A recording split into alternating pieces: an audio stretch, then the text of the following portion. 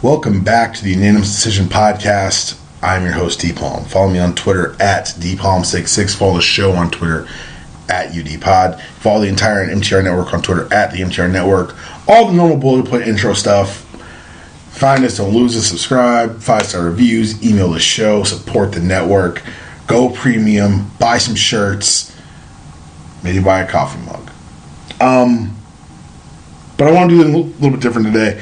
First and foremost, this is the end of podcast week. We are talking WWE's Summerslam weekend with great guests, Rich and Cam from PWTorch. But before we get into that, I do want to get something out of the way and just say thank you to anyone who's picked up this podcast, even once.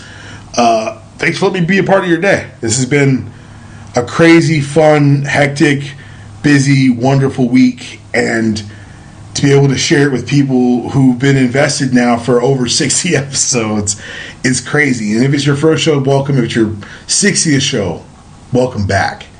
But I hope that everyone who listens feels like this is a piece of theirs too, because I do it for fun. I love it. I do it for fun. I enjoy it. It's something that's a passion of mine. But at the same time, I get the feedback. I get the tweets. I don't say thank you all the time, and I try to. But I just want everyone to know that if you're listening, if I've ever been a part of your day on these airwaves or other ones, thank you very much for the opportunity to do this. I truly do love it, and though I will bitch about Chris making me do a lot of work, it's truly a labor of love, and we have a lot of fun doing it. I want to thank my entire week of guests, and I need you guys to bear with me because I recorded all these out of order. So if I screw up something or mess something up, blame the head, not the heart. First and foremost, Chad Floyd came on Monday, talked Georgia football, runs JujuCrazy.net, writes for SB Nation. Chad was one of my old roommates, great friend of mine. I told the story on day one. He's one of the reasons I have a podcast today, because he helped me get the foot in the door over there and start their show and eventually take over their show and eventually leave their show. But clearly no hard feelings, and it was just good to have him back on the mics. Tuesday, we had Connor Tapp from 24/7 Sports and Michael Felder from Bleacher Report, both guys who do this for a living. These guys are premier college football minds, and that they would take the time out to hang out with me and talk and chat about Oregon and Florida and South Carolina and a bunch of schools in the Big Ten I don't care about. It's really, I really do appreciate it. Wednesday, we had Justin from 3 Pod on. I guess, y'all know he's the family now at this point. He's the people's, and it was good talking about football with him, because normally it's on that nerd tip and we talk about some other stuff, but it was really good to talk football with him, and I feel bad for his poor heart because his Titans aren't going to be very good. Yesterday we had Nat on. I ain't thinking Nat, man. It's too soon. He just came on and trolled me for an hour, and y'all heard it, and I don't think anyone appreciated it. I'm just playing. I'm glad he came on. I'm one of the more talented guys in sports, and indicative of a sports landscape where you watching talented people, get cut. And it sucks, but it opens up venues for those voices. And I'm excited to see him grow his this fall, and especially this winter on Up Rocks talking basketball on their Dime vertical. Y'all should check him out. And today, like I said, we've got Kay, we've got Rich. We're talking wrestling. But first, a little bit of piece of news from the MTR Network.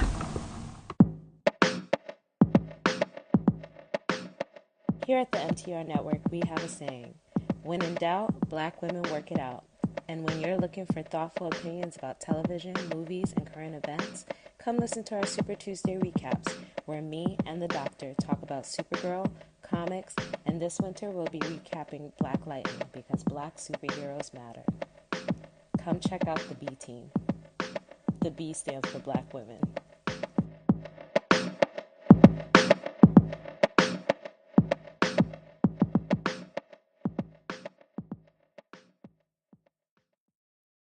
Welcome to the finale of podcast week. Some would call it the main event, and that's what I think I'm gonna roll with that just because it's the theme of the day. Like I said, you're back. It is the WWE SummerSlam preview. And because it's WWE, it's not just SummerSlam. It's an entire weekend of festivities, and because it's so much, I had to go and get some help. I've got Cam from PWTorch East Coast Cast. What up, Cam? What is going on, man? And I have the host of the Deep Dive on the PW Torch, Rich Fan. What up, Rich? What's going on? In case you guys missed it, I was on the Deep Dive a couple of weeks ago talking to Ernie Ladd, and I did it go okay? Did people like what they heard? I mean, looking at the stats, we did well. I think there were 4,500 unique listeners, and I got a lot of emails that were positive about it. So I would say absolutely. I'll take it. I'll take it. And I imagine my East Coast Gas invite is coming at some point. I'm not even going to bug you about that today, Cam. No, yeah, we'll make that I'm happen. going to warn you though. I'll warn you before Cam get to it. If you get on with Travis, you might pistol whip him by the end of the episode. Well, I don't think pistol. Maybe a little Arn Anderson tire iron. Maybe that. Yeah, maybe a tire iron. Well, before we get into the big weekend that's coming up, let's talk about some things that are going on in the larger world of professional wrestling, because even though this is my show, I don't get to do this a whole lot, so I'm going to have a little fun with it. First things first, I know what's happening in Atlanta, and so I'm super close to it. Just best wishes to Ric Flair. I know everyone's using the hashtag #KickoutRick. Just for me, he's one of the guys, because I grew up a WCW kid. I grew up, my first Horseman incarnation had Mongo McMichaels in it, which tells you I was just born in the wrong era, but it was kind of my introduction to pro wrestling. And, yeah, 2017 can't take Ric Flair, man. Yeah, no doubt. I'm a Southern Maryland kid myself, so WCW Saturday night was kind of my thing, on the come up, and just a guy who's been through so much, a guy who's fought through so many things. You just don't want it to be his time yet. Ric Flair is a guy you really appreciate for his longevity, for his charisma, for his ability to fit in any era. Not everybody can say they were always cool. Just wish him the best. Want him to be okay. He's done so many things for so many people that I appreciate, as far as influencing their style, influencing the way they talk, the way they dress, the things they're about. Not to be selfish about it, but I'm not ready to see him go. So yeah, just get well soon, Rick. Kick out Rick. Yeah, it's weird because I know Bomani Jones always talks about the fact that Ric Flair has transcended wrestling. There's wrestling and then there's Ric Flair. And so many sports figures, so many political figures. I mean, Dave Meltzer mentioned a story where he got tickets for a UFC show the night of the show just by calling Dana White and saying Ric Flair wanted to go. And then Ric Flair, to tie in your story, D-Palm, decided instead of going to the show with those newly gained tickets to go drinking with Lawrence Taylor and Mongo McMichael. Perfect. And when the matchmaker asked, they asked what seat should we get Ric Flair, Silva, the matchmaker, said we should get him a throne above the ring, above the octagon, where he could sit and observe everything going on. So even in the world of mixed martial arts, he's revered, and he's the juice, the definition of the juice. Your favorite rapper talks so much shit because he's a big wrestling fan because of Ric Flair. Don't forget that. Yeah. But let's move on. Staying in professional wrestling before we get to WWE's big weekend, I know you got to talk about it in your shows. I haven't had a chance to, so I'm holding you hostage here. The New Japan Pro Wrestling G1 tournament has occurred, and oh my God, I think we may have reached the golden age of professional wrestling.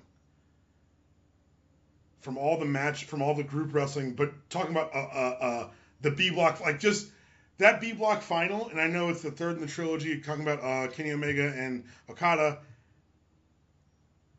And it's my favorite of the three. Is that Rich? Am I okay saying that? Am I just wrong? But honestly, I've watched all the matches multiple times. That's the one for me. Well, I think it's one of those things. I think even Meltzer mentioned it. It's kind of like Flair Steamboat in '89, where you could like all three, you could like any one of the three, and it's going to be the right answer. Because the third one, to me, could be the best because the stories of the first and second led to it. Right. Like Kenny knew he only had 30 minutes to beat a guy. He went 47 minutes with in a loss, and then a 60-minute draw. So, absolutely. Personally, I like the draw because I didn't see it coming. Yeah. But with this one, they started at a breakneck pace because it was like, when you're trying to listen to a podcast at 2 times speed just to get through it. That's what they're doing with the match, and God help them. They almost killed each other doing it. Yeah, I still haven't seen the Naito match. I'm saving it for Friday so I can kind of make a wrestling weekend of it. But Cam, same question. Am I wrong? Do you think that Okay, did you have a favorite of the three matches between these two? And is Okay. this the best And we talked trilogy of all about time? this. We talked about it on the East Coast cast a little bit. So like as I tell on myself, I've still only seen the first two. I Okay. haven't seen the third. So what I've heard, this is like a 30-minute match. Sprint. Yeah, Omega finally gets his win. Just to kind of give you a feel, like I got to do my homework on the back end because I'm not a New Japan guy. But when Rich, kind of came on with the team, and guys are having, you never want guys to have conversations that you can't be a part of, and so like when that became a thing, I was like, yo, I got to go back and watch these matches. So yeah, I took a day to watch. Just watch some New Japan. I think it was like 2 days in a row. I just sat back, at the job, had a little screen off to the left on the monitor and was watching. And those first two were just so good. And just to talk about how much I appreciate a guy like Okada, like I saw him and Cody, and I'm a big Cody fan. And realized that even though I think Cody's good, he's not in Okada's league. And then just watching him and Omega go at it. Yeah, no, he made him look great. And like, it was one of the best Cody matches I've seen, but at the same time, like you could just see like the disparity in talent level. Like Okada is just different. And him and Omega going toe to toe, blow for blow, it's a beautiful thing. So I haven't seen the third yet. I'm preferable to the first one so far, but I'm anxious to see that. So I'm gonna have to get on that pretty soon. I'll tell you what, someone suggested to me, and I forget where I read this or heard this, but there was a booking story where they're just saying that the story that Kenny and Ibushi are telling over the last like 5 years is amazing. From tag team partners to rivals to the man that Kenny could never beat. Kenny then runs the junior heavyweights in New Japan, while Ibushi's having classics with Shinsuke. Then when Kenny finally summits the man he could never beat, Okada, do you see the clip of them interacting backstage? Like that's the kind of like people say, New Japan storylines are overly simplistic. That's a great story to me. Yeah. Yeah. And if it culminates with me getting Omega. When you watch the background. Yeah. Oh, I was going to say it's even better when you think about, like, a lot of people when they watch New Japan, they put it in a lens of the WWE, right? So you have the number one national company in Japan, and this feud and this relationship started in the equivalent of, like, CZW's half cousin. Right. Because Dynamic Dream Team, DDT, is a wrestling company that is, not only is it hardcore wrestling, it's high concept wrestling. So you have Yoshihiko, the blow-up doll. You have them having a tag team match on the back of a farmer's truck and doing moonsaults into soil and burying their opponent literally in order to get the pin. And so, a guy like Ibushi doing Stardust press or Skype Twister press into ditches to get pins. And then they take it to the highfalutin New Japan and become all-stars. And Ibushi decides that he's going to open his own, quote-unquote, laboratory for wrestling knowledge, the Ibushi Federation, which is basically him saying, I'm going to be a freelancer and do hood rat things with my friends. Exactly. It's amazing. It's truly amazing, and I'm excited. If this gets me those two at Wrestle Kingdom, if it turns out that that's Kenny's last match in New Japan, I'm okay with it. Yeah. I love the fact that Ibushi said 5 years ago when they wanted their blow-up match, he thought they'd cripple each other. At this point, he was afraid to wrestle Kenny in the final because he said they might kill each other. Well, no, they didn't even say that. They said guarantee somebody would die. And, yeah, he's like, one of us is going to die in the ring. And that was the name of the newest video of the Elite. It was somebody will die. They're building this match. I'm here for it 100%. All right, I got that off. Thank you guys very much for helping me get through that. Finally got to talk about G1. Let's talk about the big weekend that's ahead. WWE has resolved the last few years to take over the borough of Brooklyn at the end of the summer, and I think the world is richer for it because they've turned it into a true event, going from NXT on Saturday all the way through Tuesday when they run SmackDown. It's pure professional wrestling, and we're going to start with TakeOver 3 in Brooklyn, which is being touted as a homecoming for NXT. Cam, do you have any idea what they could be planning? I mean, I guess they might have people coming back from the past. I don't know. Like, it's I kind of look at this card and see it's a lot of one-on-one matches. It kind of seems to be, it's definitely the crop of what they quote unquote have left. But I don't know, maybe it's just special appearances. Maybe a Bailey pops up, maybe a Balor pops up, a Sasha Banks, a Charlotte. Like, does Charlotte have a SummerSlam match? She does not. She's not on She the card, doesn't. no. Yeah. There could be outside the reasons for that. Yeah, which is true. I know, she has things going on, not pertaining particularly to wrestling at the moment. I'm trying to think of who else, like, up and down that old roster isn't necessarily doing something. Like, they got a lot of people in big main events, so it being called a homecoming, I could see just special appearances. But I think as far as the card goes, they're gonna kind of stick to what they have. I think you're right. It could be special appearances. I hope they do something with all the former NXT champs. Maybe put them all in the ring at the same time because you can advance some angles that way. I think that with them saying such a focus on it being a homecoming and a celebration of NXT, I do think it's going to tie into what happens the next night at SummerSlam. All right, let's get started at the bottom of the card. And I say bottom just because, something has to lead it off. Johnny Gargano, newly, tragically, no longer a tag team wrestler after the horrific events of TakeOver Chicago. He's taking on Cien Almas, who's got Zelina Vega now as his valet. And Rich, how do you see this playing out? Do you see the babyface Gargano, maybe get a little heat going on here, or are they going to play the old Sami Zayn underdog card with him again? I think this is going to be another of a long line of Almas losses to kind of make way for a babyface to look good. The only way I could see that changing is if they want to really push Vega, because I think she's beautiful enough and she's a good enough talker that if she can be the reason that Almas is winning, that works for both of them. All right, who do you see going over from this one? My head says Gargano, but my heart wants the former member of Los Ingobernables to have a little run in NXT finally. But I think it's going to be Gargano. Cam, how would you book this one? I'm gonna say Almas, newly minted with a valet, bit of a mean streak. Just went over No Way Jose here pretty recently to kind of end the little thing that they had going. I think it's gonna be Almas because, and we'll talk about some stuff happening later in the card. I think there's a reason that they're gonna need to push a heel a bit higher. And Gargano's a guy that has all the talent in the world.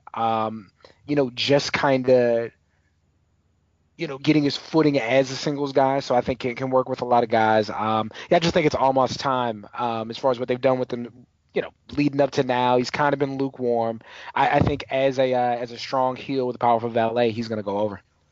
I think that Triple H and that writing team loves contrarian booking, particularly in places they know they'll be hot. Opening match, the place would pop for a Gargano win, but they'll be angrier and hotter if you stymie the face early. I think we're all right. I think Cien Almas takes a win here.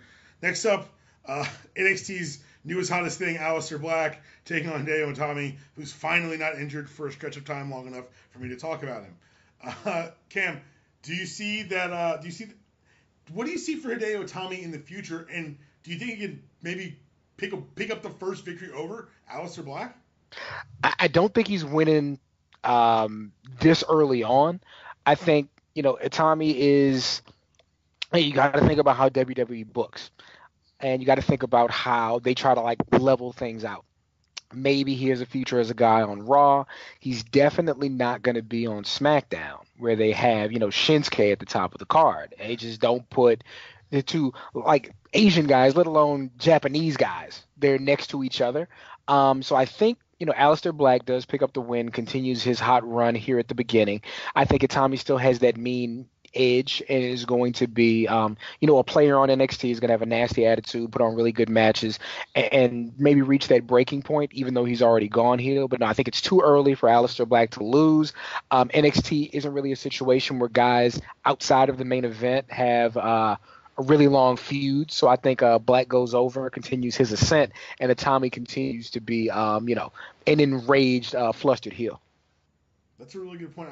I like the idea of deep heel Itami, getting a deep heel run, maybe picking up a belt along the way. Rich, who do you see coming out on top here? Yeah, I'm going to go with my boy, Black. I was going to say, usually I'm used to Cam and the rest of my boys slander by his former name when he was going by Tommy N. So Tom Bottom? Yeah, see, Tommy Bottom. See? Shameful. But no, I think his gimmick is something that as he rises through NXT's ranks, he's going to get time to create the nuances from his own personality and his own belief system that'll allow him to be insulated, I hope, once he gets up to the main roster. So I think this is going to be a good debut for him in terms of like how he can go with the strong style versus strong style. And I agree with Cam. Eventually, if Tommy does make it to the main roster, my only question is he's in a tough spot because he's about the same size as Tozawa. And so Raw can't really even be a good place for him unless he's going to be insulated under the Titus brand. That's a messy piece of booking what you do with Hideo Tommy, and I'm glad it's not my problem. Before we get to the top of the card, I want to talk about some things that have been rumbling around, and these are what we call rumors or whatnot. There's been a signing, allegedly. Oh, well, I can throw in with this. Our colleague, Gemini's colleague, Sean Radigan, has confirmed from 2 independent sources that actually did happen. We have a confirmed signing. Breaking news here on Unanimous Decision. Adam Cole has arrived in NXT. These takeover events have been notable for the shot. Oh, it's the newest hottest free agent. One time it's Kota Ibushi, next time it's Bobby Roode. It's always a good way to pop the crowd because they're gonna know who it is. I want to just venture a guess here and say this is my just random angle prediction that the celebration of NXT gets broken up by a group that's been rumored for a while of these former Ring of Honor guys, and they have a leader now in Adam Cole who can carry the. I'm not going to call Kyle O'Reilly and Bobby Fish a charisma vacuum, but Adam Cole's way more charismatic. And I think that with him as a mouthpiece, I think you turn Roddy Strong heel. You can have this be a good ROH adjacent stable. Shoot, man. You put those guys together, and that's the Radicals 2K17. Yeah. And I would watch that. I mean, Adam Cole here in Pittsburgh. His girlfriend lives here, Britt Baker. So he's here a lot for the indies. He has like almost every independent Pittsburgh championship right now. Because they're like, oh, you're here with your girlfriend? Why don't you just swing on by? We'll pay you a couple of thou. You do the baby. You put the fingers up, Panama City Playboy. They're actually, in fact, they have the Wrestle Circuit tag title. They'll be going by Cam's neck of the woods, defending those against the super couple of Ricochet and Tessa Blanchard. So, yeah, I'm looking for if they do that group, because I also feel like, and I'm sure we'll get to it, there's going to be a group departing NXT to have not a homecoming, but a crash the party at SummerSlam if they play their cards right, and that's Sanity. Well, let's talk about that match next. Sanity is taking on the Authors of Pain for the NXT tag titles.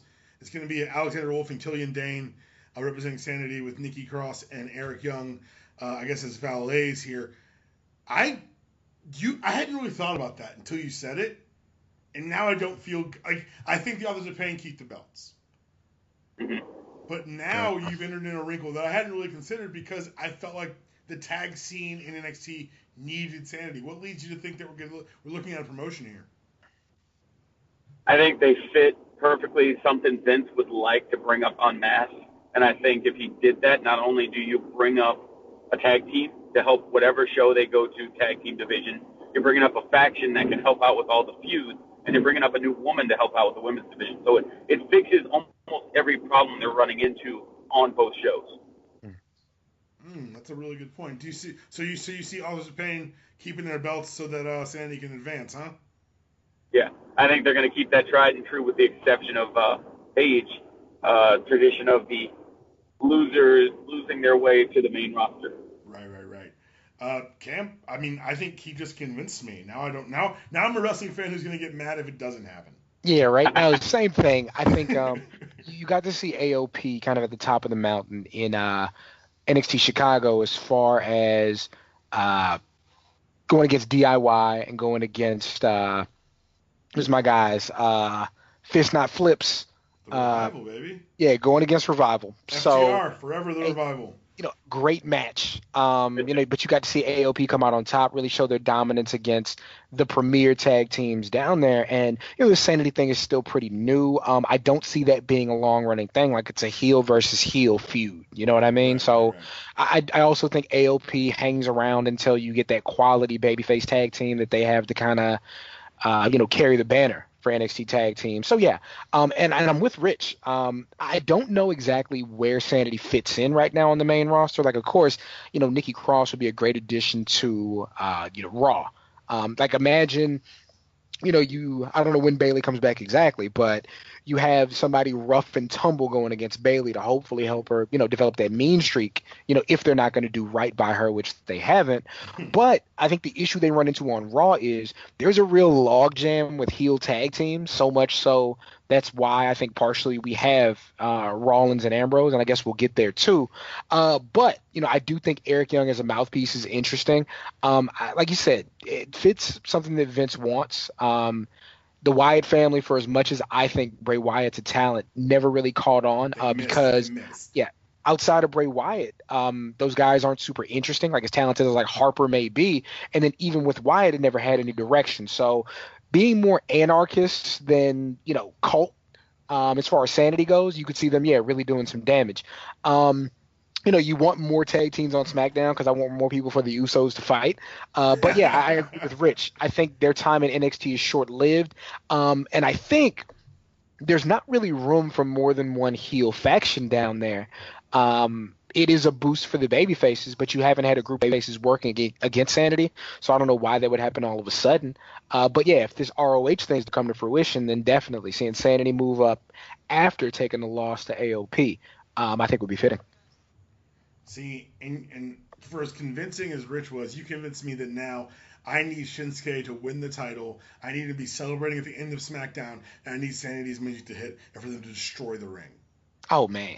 I need them because you can do that because they got the announcers at ringside. Like, you can really, really tough it up. Oh, yeah. Just run through my guy. And then we're going to get Eric Young and AJ Styles. Here for it. Yeah, let's go. I think it's fair to say that we all are. Let's move on to the I'm going to go co-main event here because they've done a really good job building this. Asuka, the women's champion, reigning for about, I think we're over 500 days now, taking on Ember Moon. I'll say this. One thing they've done in this build is they've made Ember Moon more interesting than an entrance and a finisher. And that was the thing I was wondering about. Before now, they've done a very good job. They made her compelling. I like the presentation of her outside of the gimmick when they had her with the contract signing a couple weeks ago. Rich, do you think this is the end of the Empress of Tomorrow? And then if it is, what's next? Sam will tell you, I am the card carrier of the Problematic Bay Asuka fan club.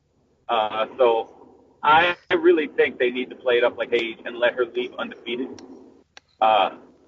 It's good not only for her, but it's good for down the line when you have people like Kairi Sane, Ember Moon herself, and a host of others that are coming down the line from the women's tournament, where you could bring her back for a homecoming at Brooklyn 4 and say, hey, she relinquished the title, but I want a shot at the last champ. And that would be a heck of a thing for kind of like Okada Omega for someone like an Ember Moon. Like, let's say Ember loses here, so this is her second loss, and Asuka goes to the main roster. Ember wins the tournament, and she holds on to it until the next takeover and says, I have this blemish on my record. I need to beat this woman. Well, there it is. You don't get to go first anymore. I'm tired of you booking your way into everybody. You've given this way too much thought, and I think you're right. The only caveat I would say, I think you're right. I think she should abdicate the title as opposed to lose it. I think undefeated Asuka is most impressive, most interesting. But I think it'd be even more interesting if you have Ember not even enter the women's tournament. Have someone, whoever wins, he gets a WWE contract and the title, just like the Cruiserweight Classic. And then you got Ember Moon's chasing, and then we can experience that satisfaction of her winning the title, not on a tournament, but on an NXT Takeover card. Absolutely. Cam, I don't know what to say. Like, Rich, I think Rich is destroying the podcast. Yeah, he tends to do that.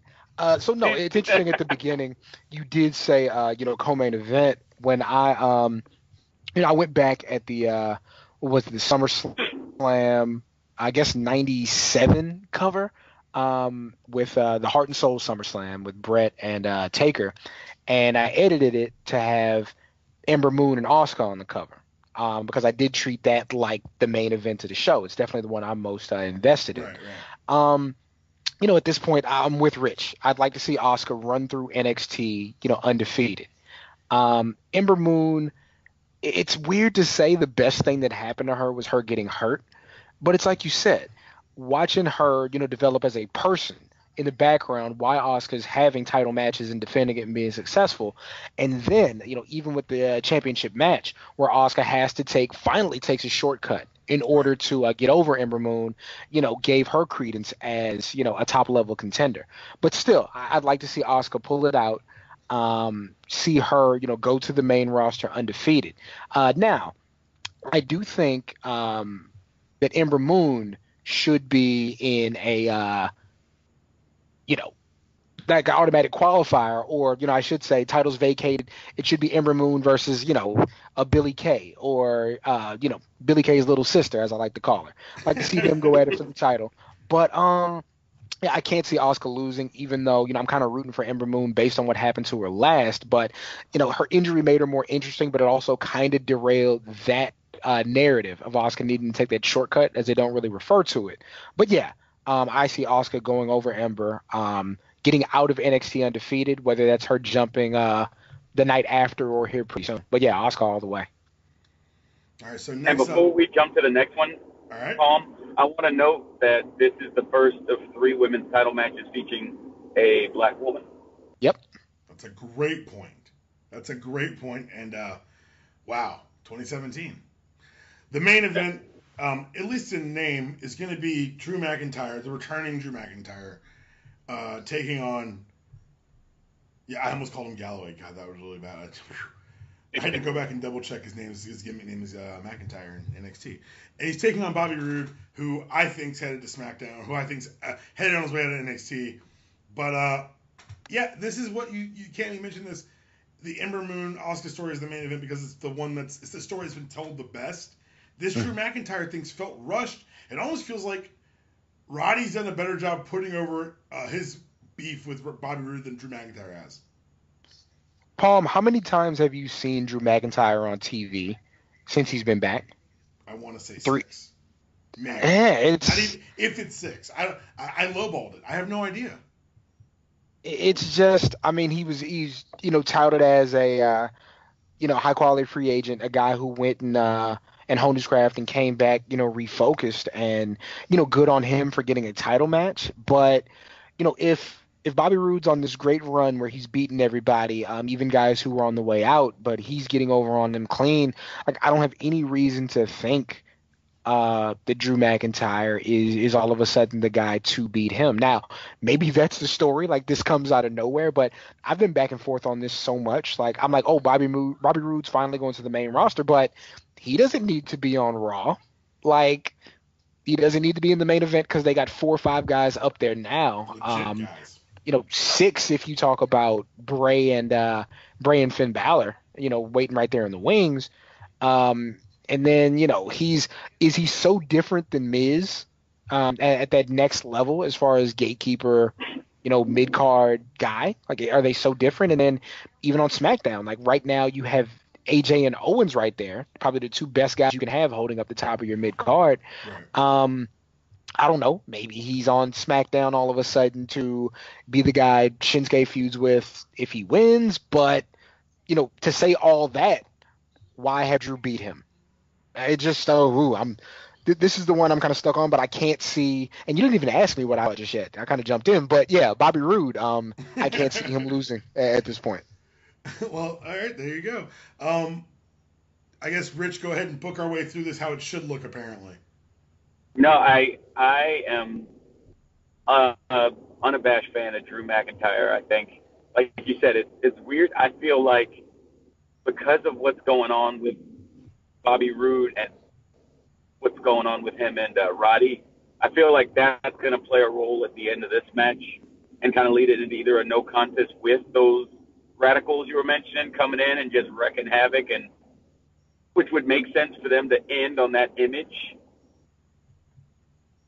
or if they want to have everyone, because you'd rather end on confusion and everyone like, holy crap, it's Adam Cole, than end on Asuka destroying Ember Moon, and then she's just like staring into the camera. So, I mean, I'm poking myself into a corner where I'm like, I could love it if she wins and she's like, I'm done with this, and just leaves the NXT title on the mat and walks away. Nothing else to prove. Yeah, like there are other worlds than these, and she turns into Jake Chambers and just floats away. In fact, that's actually what I vote for. I vote fully for the Jake Chambers finish for Asuka post-title match. Amazing. Well, that's the first night NXT developmental's been put to bed. Let's talk about the main card, SummerSlam. It's like a 12-hour show, guys. Like I know, I get it. They got stuff to sell. They've got it's a mega card, tons of eyeballs. I'm looking at 12 matches.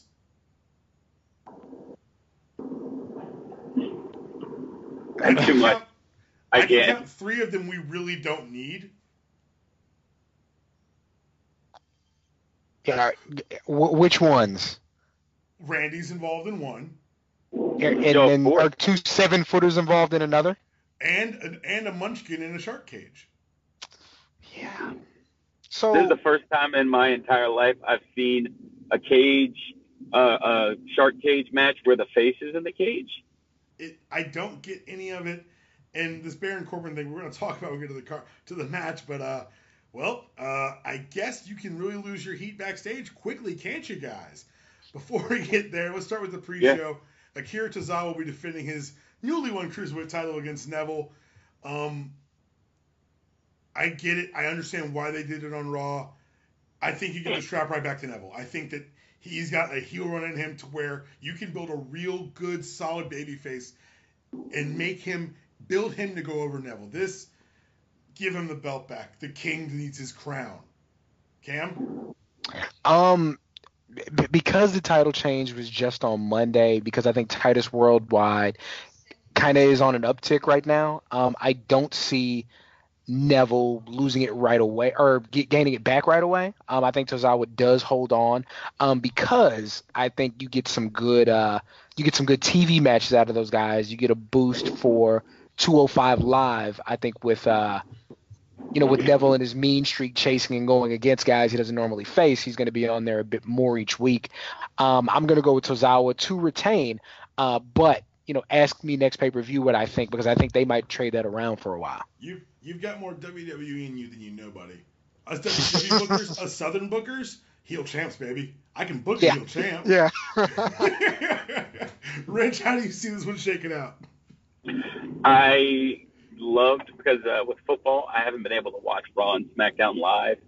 I've been trying to catch them taped after the fact. So when I was on Twitter about the drive home Monday, I was trying to figure out why Neville wrote like 57 times and quote retweeted himself no, and then why. Character work on Twitter, so man. He's like out of his freaking mind. So I need to see the king without a crown losing it a little bit more. King nothing, if I could borrow the Metallica title.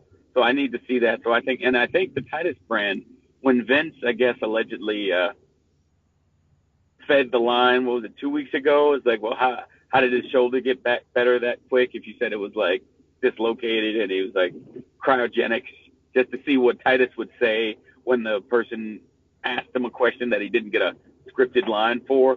I think Vince is finally getting Titus out of the doghouse he created because he touched him.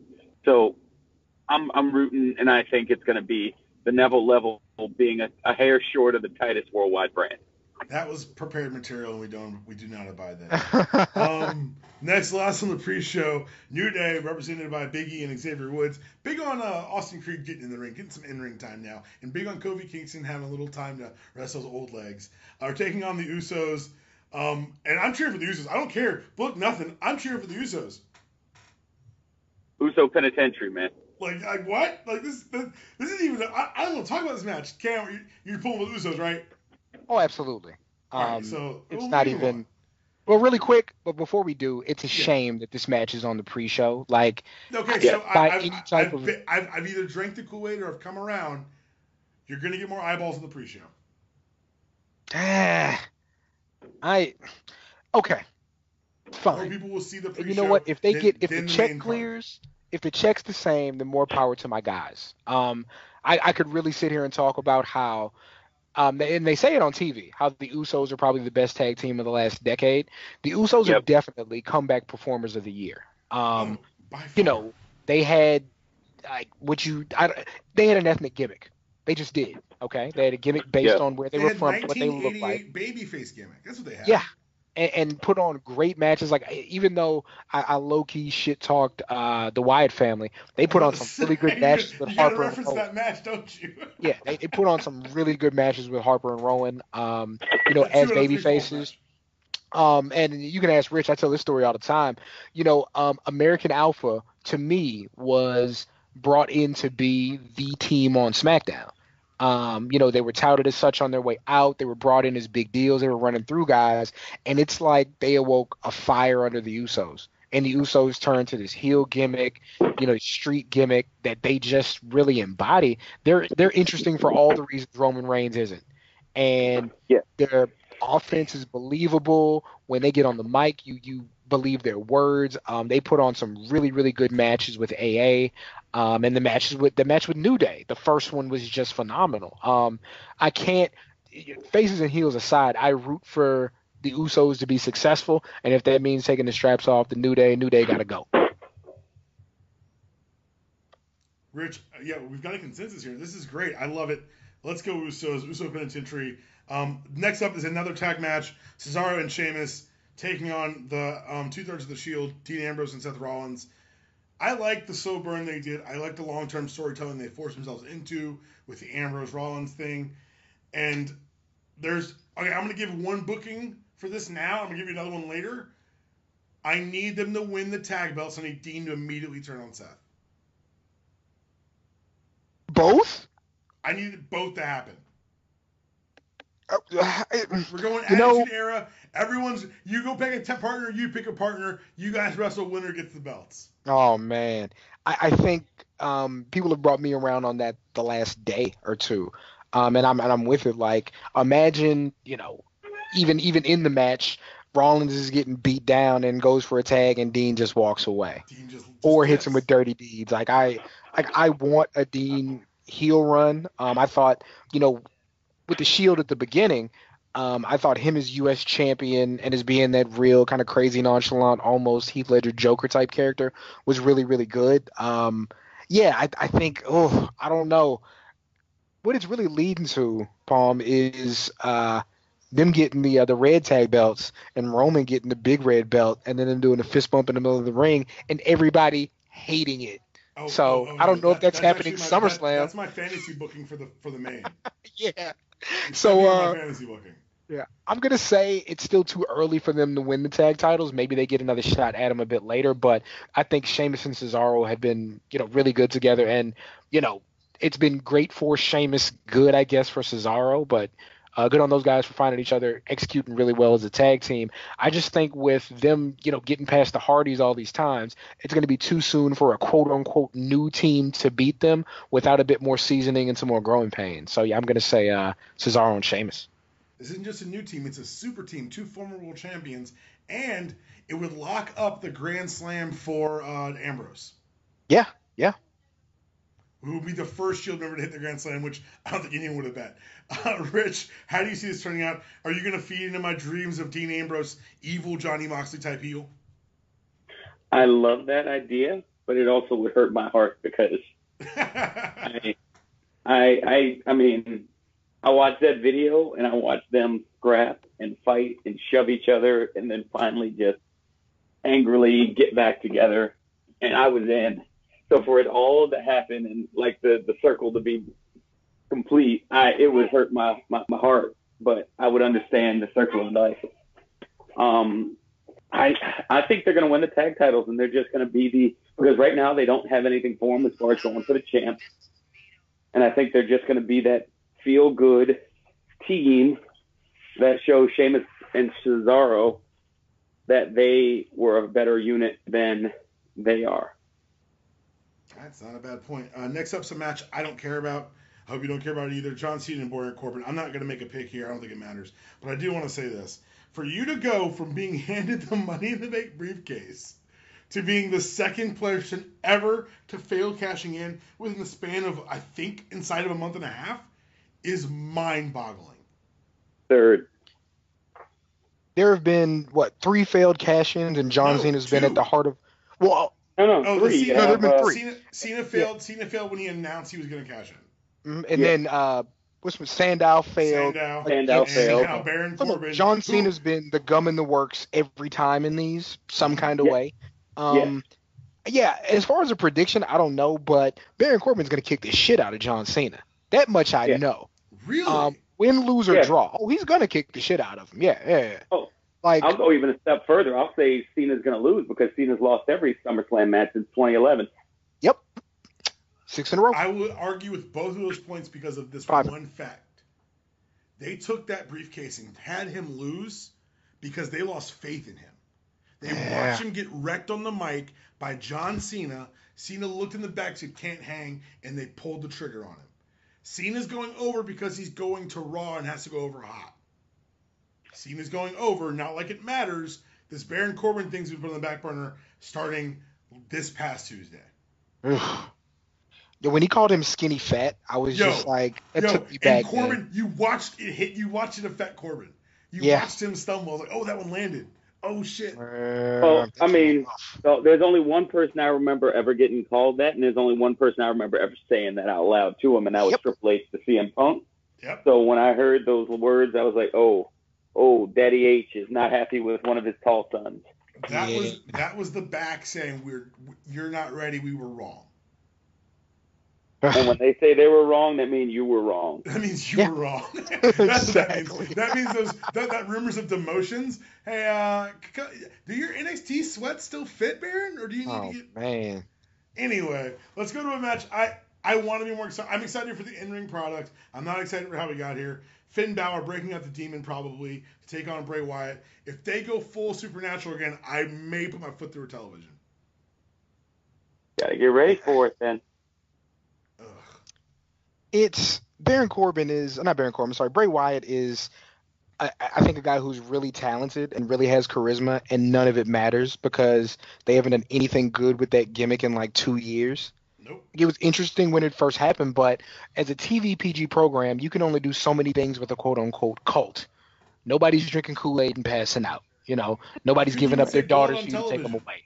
Like, it's not good. And he's not treated like The Undertaker to where people don't beat him, and even if you do manage to beat him, it's by the skin of your teeth, and he terrorizes you for weeks on end. He had, in recent memory, the most transitional title run. Like, it doesn't get any more transitional than you win at Elimination Chamber and lose at WrestleMania, and that's your first and last title run. And maybe like your third title match. He's just... Other than his actual physicality, there's nothing super interesting about him. His words don't ring true with any face that he goes up against. Like, he was telling Seth Rollins how he was faking a fraud, and that disappeared in like 3 weeks, even though he beat Seth Rollins in matches. It just didn't matter. On the flip side, they find ways like, Palm, you can do this for me. You'll be way more equipped to do it than I will. But he's, Balor's treated like that superhero as far as the Demon goes that only comes out in the most extreme of circumstances. Like on my WWE 2K17, I put him in the Demon costume every pay-per-view because that's the show. Every pay-per-view I put him in it, just on the pay-per-view. Come on, hold on. Well, if you're playing 5 matches a month, I put him in every pay-per-view. I want to see the entrance. But no, he's been the Demon, twice on his main roster run, and he's been there a year? Once. Well, I mean, it'll be twice. I'm saying probably coming this week. But yeah, it just hasn't existed. And in NXT, it was every title match almost. That's what he brought out. So I'll say this. I see what you're saying. I get it. For me, I think it'd be almost a better booking decision to have him lose as the Demon. Because I always wanted the meta story to be the more times he uses the Demon, the harder it is to come back to being Finn. And now he doesn't want to dip into it. I want to take him down the card. Let's get him in a good feud with The Miz. He'll heat him up pretty good. You're not putting him in the main event scene because we know what's happening at Mania. Let's slow Finn down a little bit. Let's have him drop with the Demon. Let's have him lose. Let's have Bray put him through the things we used to say about Taker, things we wanted Bray to be. He can be that for Finn now. You can tell a long story, blow it off in Hell in the Cell, or go longer, but there's a way to do this that doesn't make us feel like we're getting cheated. Or are the rumors true and Finn's going to SmackDown? I don't know. Rich, what would you do with these two kind of, I don't want to say adrift talents, but adrift talents? I would first keep, after this, Finn far, far away from Bray because, one, there hasn't been a feud, I think, that Bray's won. No. I mean... Well, he won the Seth Rollins one because they did a one-off. Right. But it's like, he isn't what they want him to be, and they don't want what he should be. And Cam touched on those points perfectly. I think Finn's going to win, and I think Bray is going to spout some nonsense about how he didn't need to win because he won by having him pull his demon out or something like that. Yeah. Yeah. I think that they can either tell the story really well or really poorly based on what's happened with Bray. I'm afraid it's the latter. Next match is 2 7-footers, midget in a cage. Does anyone have any strong opinions about this match? Enzo should not go to a strip club if he's not willing to make money or give money away. And that's from a person who doesn't go to strip clubs. I just know that's like, you don't bring sand to the beach. So why would you, be a jerk at a strip club and tell strippers, my coworkers started here too? Enzo needs to get punched in the throat. Yeah. I didn't know that story. Yeah, when they were in amazing. Buffalo. Yeah. They are the most interesting tag team in the world for all the wrong reasons. And that's, it's so strange because, they're guys when they first came to the main roster, like you wanted to see them do well. They were cool in NXT. They have a cool phrase, like their size difference is an interesting dynamic. But no, Enzo is. Yeah. Yeah. Like Enzo is, like he got kicked off the bus, man.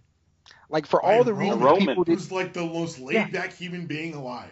Yeah, for all the reasons people didn't like The Miz that really didn't have merit, they were more based on where he was from than who he was.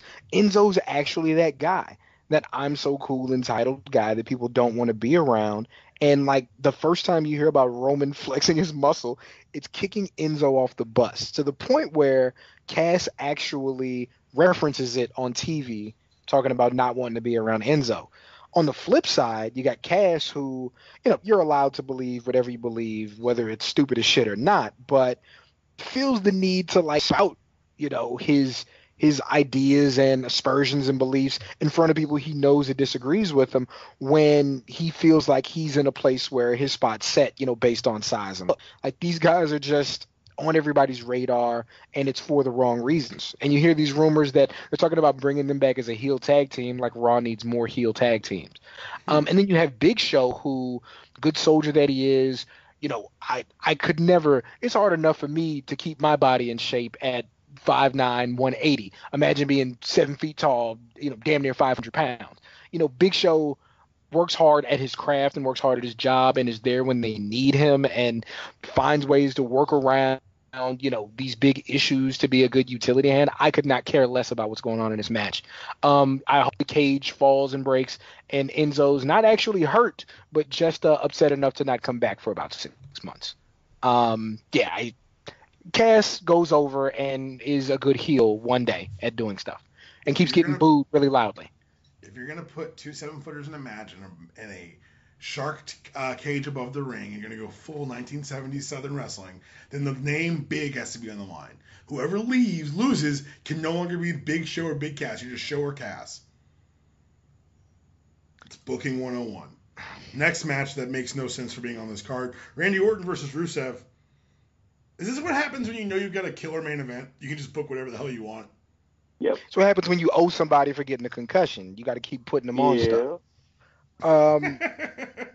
So and Rich, for all the good quality wrestling that you watch and have put me on, would you say Rusev Gable is the best singles SmackDown match in the last, I don't know, 4 or 5 months. Yes, I would say so. I mean, by far, those guys, and it's one of those things where it's like we could get this every week, but you playing because they don't want to. They never really want to push Rusev anymore, and Gable's too small. So it's just we're gonna throw this as a throwaway match, but that's a match we want to see. Let's have Randy Orton come out and RKO a celebrity, and then get a Gable Rusev match that's really good, and pay everybody the same, and send everybody home happy. I hope Randy Orton loses again and takes a long vacation, and yeah, go Rusev, please.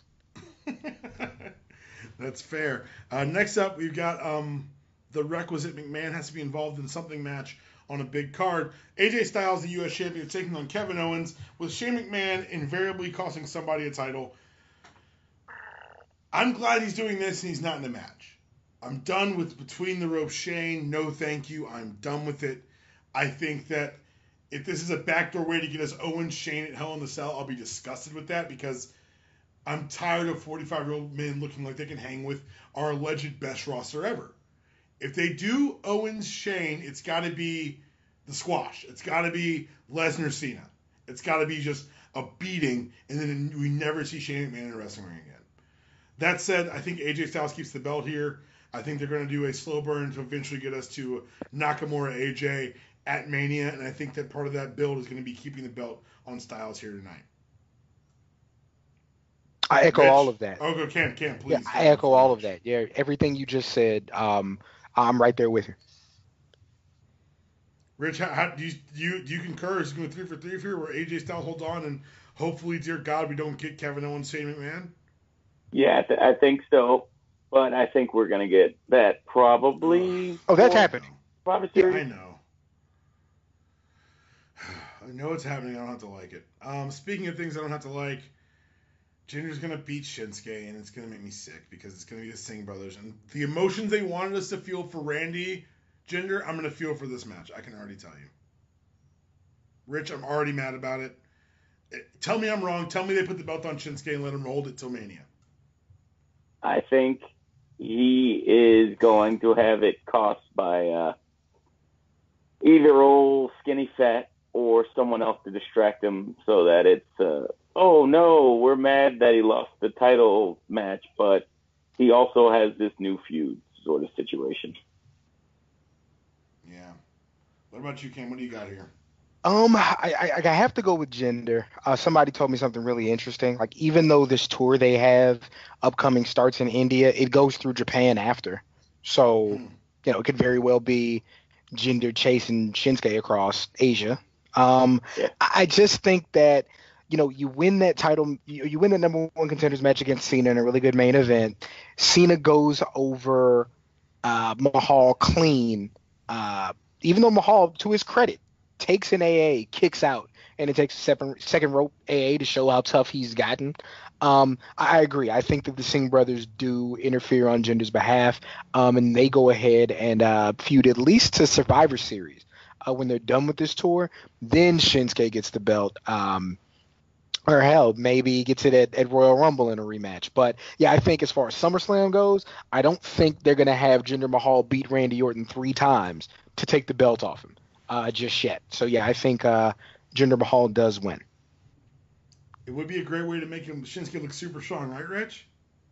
Yeah, absolutely. But do you think it's going to happen? I feel like if they're going to do it, it would be the best way to serve 2 masters was to have Jinder win, and then have Shinsuke win in Tokyo, and then show the footage is like, oh my God, you missed this at a live event. Anything can happen at WWE Live. Right. That's some good booking right there. Next up, the first of our 2 women's championship matches for the Raw title. Alexa Bliss defending against Sasha Banks due to the injury to Bayley. A great match out of Sasha and Nia this past Monday. It felt like an old school NXT match, I think, just because it was just so well paced and got just so much time. I'm excited to see this Alexa Bliss subtle face turn they're doing. They're teasing. And I think it's going to be a hell of a match. I think Bliss keeps the title because I think they're not done with her. I think you can turn her face with the belt. And if you want to do the Sasha Banks heel run that I want, we need her to stay in place until Bayley can come back and get turned on by her best friend. Rich, do you see anything different coming out of this? No, I'm with you 100%. What about you, Cam? Yeah, I right there with you, man. Don't really have anything to add. I right there with you. Cam, what do you think about some of the rumors of backstage heat that Sasha's kind of caused? That they even get put on their put it to the table thing on the network. Well, the thing about Sasha is this. Rich and I's buddy Willis. I'll be the first one to tell you. Willis is, big time wrestling fan, goes to a lot of shows. Willis is the guy that finds wrestlers in gas stations or happens to be at the airport when they're at the airport. And is very honest about his interactions with wrestlers. And not only him but my buddy Kurt as well. Like, you just hear stories about Sasha just being the worst out of the bunch. You don't know if it's a bad night. You don't know if it's waking up on the wrong side of the bed. You don't know if his tics get messed up. But she just doesn't seem like she's super personable. Even at like assigned public like stuff you pay for to go, as far as like autograph signings and things like that. So like, it doesn't surprise me, that that's the case. Just she's such a talent, man. And her and Charlotte just have had these great matches, her and Bayley in NXT. But I tend to believe things people tell me when it comes to these personal experiences. So yeah, it doesn't shock me. And if that's a detriment to her career, and if that's been, holding her kind of in the position she's been in, then that's what it is. It seems self-inflicted. All right, next up, the third of women's matches this weekend featuring a black woman, as Rich pointed out so eloquently earlier. Naomi's taking on Natalya. This is Naomi. Let Naomi cruise with this belt, right, Rich? Yeah. I think Naomi's going to have to. I mean, as much as I enjoy Natalya, this is going to be a nice roll through. My fear is this is going to be cash-in, though.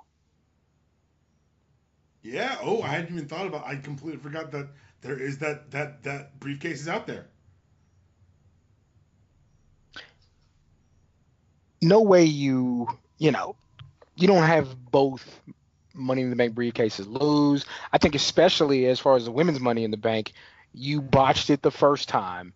Didn't necessarily make people happy the second time. So you feel like you're going to, justify all this by making it a quality cash-in. Outside of that, I think we're probably going to see Naomi's best singles match, because whereas, Natalya doesn't have the quote-unquote talent that I think a Becky Lynch or Charlotte has, I think as far as being a solid hand in the ring, as far as getting the most out of the person across from you, I think she's probably the best at that they have on the roster. So I think we are getting Naomi's best match, and I do think Naomi wins. I think it's very interesting the way they pushed Naomi and been allowed her to kind of develop these other personalities, because I think that they know what they've got in a Becky Lynch and a Charlotte. They don't need to push them to the front. People are saying, well, why aren't those two in the front? Because things happen in waves, and you've got to build to certain things, and we know that those are two known commodities, and now they're building value in these other talents, and I'm excited to see Natalya getting this shot on such a big stage. And now for the main event, the thing I think everything's booked around, the Universal title's on the line, Brock Lesnar, Roman Reigns, Samoa Joe, Braun Strowman. I'm afraid you're both going to guess both of my booking suggestions, but I have to let Cam go first, because Rich might be the devil and like some sort of sorcerer. Yeah, I mean, he is. That's been confirmed.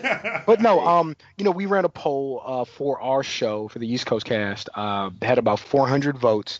I think 13% picked Roman Reigns, like 18% picked Strowman, a little over 30% picked Brock, and the majority, 37%, went to Samoa Joe. I got to go with our fans. I think Roman and Strowman cancel each other out. I think they find a way to keep that feud going. As far as a singles feud, it's been the best thing WWE's had in a while. I'm not sick of those guys fighting. They really bring their all when they go against each other, and I think that's like maybe they lead Survivor Series teams. Maybe that's how we get a Shield reunion. But outside of that, it's been interesting. I think as much as they said Brock's going away if he loses, and you got this super fight kind of off to the side with John Jones, I'd love to say Brock is retaining, and Travis almost talked me into that. But I'm going to go with Samoa Joe winning. Brock going away, Brock tends to go away. So that could be I'll be back Survivor Series, when the going gets good again, when them checks get big. So Yeah, I'm gonna go Samoa Joe's very first title victory. I think he had such a good showing, not just in the match with Brock last month, but on the mic. These last couple of months, and I think for as much as Vince McMahon isn't a sports guy, I think he's a big fight guy, and he likes when the physicality looks real and people look tough. I don't think anybody who's been in a real fight knows what tough looks like. It's not always swimmer body like Randy Orton. A lot of time it's rough and tumble, stout, solid guy like a Samoa Joe. And Samoa Joe brought it with Brock and everybody else through promos and through pull aparts. I think it's Samoa Joe's time. I'm going Samoa Joe to win the main event. Rich, man, how does Rich book this? I kind of take a page out of Cam's book. I think it's got to be the Samoan that no one accepts in the tribe, because if you have him win, when Brock comes back, he has the insta feud, and I would love to see, between the time Brock leaves and comes back, a little bit of the story of how Joe and his family were kicked out of the tribe, because they got to get to the heart of how Roman can disrespect him like that. Like, you're just Joe. You're not Samoa. You're Joe. And I really appreciate how much, like the mystery of Kurt Angle and the mystery of Enzo and Cass, how they've drawn it out and they haven't given it to us as far as all on one episode of Raw. So it's going to make it even more rewarding, in my opinion. It's really nice because you're right. It's been long form storytelling. They did it with Ambrose and Rollins, and I thought I was being unique, but I agree with you guys. I came on here to tell you that Samoa Joe's walking out with that title. When he ate that spear from Roman on Monday, I was like, well, there it is. That's just getting the belt. You made him look vulnerable, so you can be a vulnerable heel champ. But at the same time, if I'm fantasy booking this, if I really fantasy booking this whole card, Dean and Seth go over, the whole place pops. Mm-hmm. Then Dean and Seth turn heel. Clear the ring with Roman. It's a fatal four-way. Oh, no holds barred. Yeah. They come out, hand out triple power bombs like candy, pins Brock, 1, 2, 3, middle of the ring, heel shield, all the belts. Let's do this. Oh, it'd be great. That would be great. They'll never do it. I mean, you give Brock the shield power bomb, and you got them coming with the Death's Head masks like they did right before they broke up. Yeah, yep. You're for it. Yeah, let's do this. I'm saying, there's an opportunity. Do you want to have a moment, WWE? Someone grab Vince and play the last 2 minutes of this podcast. Let's have a moment, Vince. Let's have people throw trash in the ring. You want Bash in the Beach 96? That's how we do it. So good. Oh, it's so good. That's how we do it. And bring those backstage stories of the Shield running some things backstage. Bring it to life, put them on screen. It worked with DX and the Click, didn't it? Mm-hmm. Take a chance, WWE. Be great. Cam, tell people where they can find you, man, on Twitter and on PWTorch. Yeah, on Twitter, just Seahawk, CEEHAWK. I talked a little bit about the NXT cover I made. If you guys want to see the 3 SummerSlam weekend covers that I made, you can go to 4Seahawk, the number 4, and then Seahawk.deviantart.com. As far as PWTorch, you can find me on the East Coast Cast. You can just go to eastcoastcast.com. We are on every Wednesday, 6:30 Eastern, 5:30 Central, for about 2 to 2.5 hours, talking about the week in pro wrestling. And then, for all my other stuff, you can just find the South Kongress podcast on iTunes and on SoundCloud. Thanks for coming on. I really do appreciate it. Rich, tell everyone where they can find you, my friend. Sure. You can find me on Twitter at Rich_fan. On the Torch family of shows, you can find me on the VIP portion of the East Coast Cast, answering questions and yelling at my host, Travis Bryant. And Saturdays at 6 p.m. Eastern, of course, you can catch me with the Deep Dive with Rich Fan. Live cast 515-605-9345, or the email pwtdive@gmail.com. I really do appreciate you guys coming on, and I look forward to a great wrestling weekend. And before we get out of here, a quick message from the rest of the MTR Network. Hi, my name is Latoya, and I am behind a show on the MTR Network called Secret Sauce. Now, Secret Sauce is a show that's by, for, and about Black women, And really, the show is designed to give Black women shine. The motto behind the show is, without Black women, things would be pretty fucking bland. And so we highlight Black women that are entrepreneurs. We highlight Black women that are creatives. You know, we talk about, we have conversations that Black women are having right now. You know, it could be giving somebody like Serena, who's always bae, some love. Or it could be, you know, talking about what's going on in the world that we have today. I can't tell you what's going to be on every show because it changes, but what I can promise you is that we're going to have fun and we're going to be informative. I hope to see you soon. And with that, we bid a fond farewell to Podcast Week. We will be back soon. I'm not committing to anything. We'll be back soon-ish. But when we do, we're going to have some very interesting things going on. There wasn't a whole lot of outreach on the fantasy football, so what we're going to do is we're going to do a NFL Pick'em group. Join our Facebook group, MTR Network. That's the best way to find it. If you don't want to join Facebook, if you're not on Facebook, whatever, hit me up on Twitter at dpalm66. I am the host of the Unanimous Decision Podcast. Follow us on Twitter at UDPod. And this has been the very first, but I promise you not the last, Podcast Week. That's your show. Here comes your outro. See you next time.